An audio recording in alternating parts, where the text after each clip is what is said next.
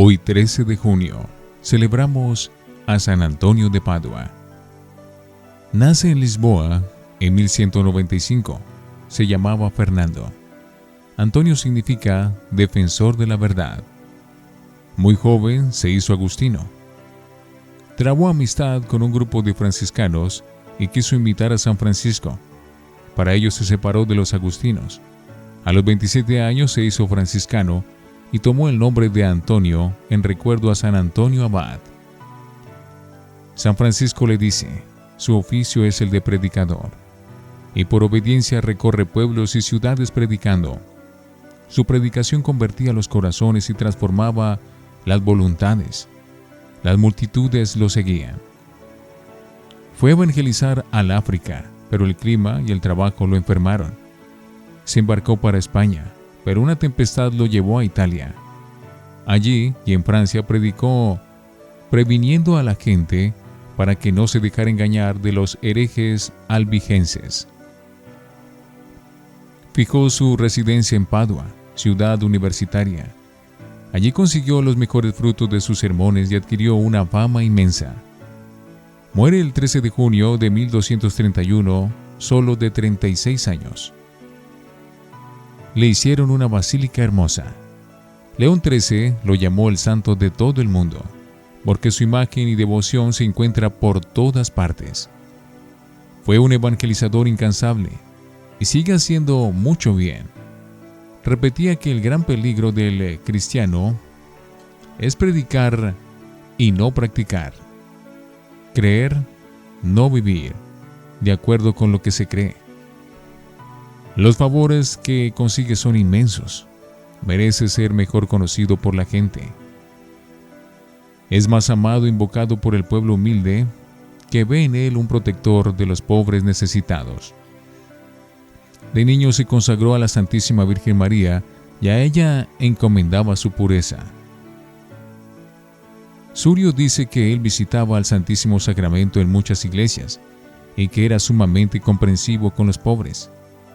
En la juventud fue atacado duramente por las pasiones sensuales, pero no se dejó vencer y con la ayuda de Dios las dominó.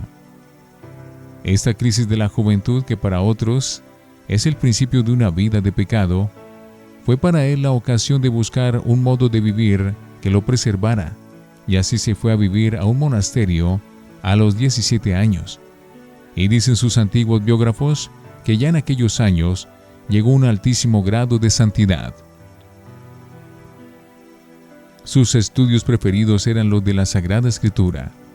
Se dedicaba a la oración y al estudio, pero vio que en aquel convento estaban algunos que no eran tan santos como él lo deseaba, y dispuso a hacerse franciscano. Cuando llegaron a Portugal los restos de los primeros mártires franciscanos de Marruecos, se entusiasmó Antonio por la vida franciscana y consiguió ser admitido en ella. Pidió ir a Marruecos para ser martirizado, pero allá enfermó y tuvo que devolverse. Estuvo en el capítulo de las esteras cuando se reunieron todos los franciscanos del mundo en 1221, y allí pasó inadvertido. Pidió a un franciscano que le prestara su celda en una cueva en un monte, y allí pasaba el día rezando y haciendo penitencia. Se desmayaba de tanto ayunar. Pero su ciencia no era luz para quedarse debajo del celemín. En 1221 el superior lo encargó de predicar un sermón ante los religiosos que iban a ser ordenados sacerdotes, y brilló de tal manera su saber en aquel sermón que el provincial decidió dedicarlo únicamente a predicar. Lo enviaron a la Romaña, provincia del sur de Italia, cuya capital era Ravenna y que estaba llena de herejes cátaros. Antonio empezó a luchar contra ellos, aprovechando el inmenso caudal de ciencia que había adquirido en sus años de soledad y las reservas de fervor que había acumulado en sus años de oración. En Rimini, los herejes impedían que el pueblo acudiera a sus sermones. Entonces acudió al milagro. Se fue a la orilla del mar y empezó a gritar: «Oigan las palabras de Dios, ustedes los pececillos del mar, ya que los pecadores de la tierra no la quieren escuchar». A su llamado acudieron miles y miles de peces que sacudían la cabeza en señal de aprobación. Aquel milagro conmovió a la ciudad y los herejes tuvieron que ceder. San Francisco le escribió: me alegra que tenga por oficio enseñar a otros a comprender la Sagrada Escritura, pero que el estudio no apague el fervor por la oración. El Papa quiso que se enviaran muchos misioneros a Francia a combatir la herejía de los albigenses. Antonio fue enviado a Montpellier y Tolosa. Argumentaba con admirable sabiduría a los herejes y conmovía sus corazones.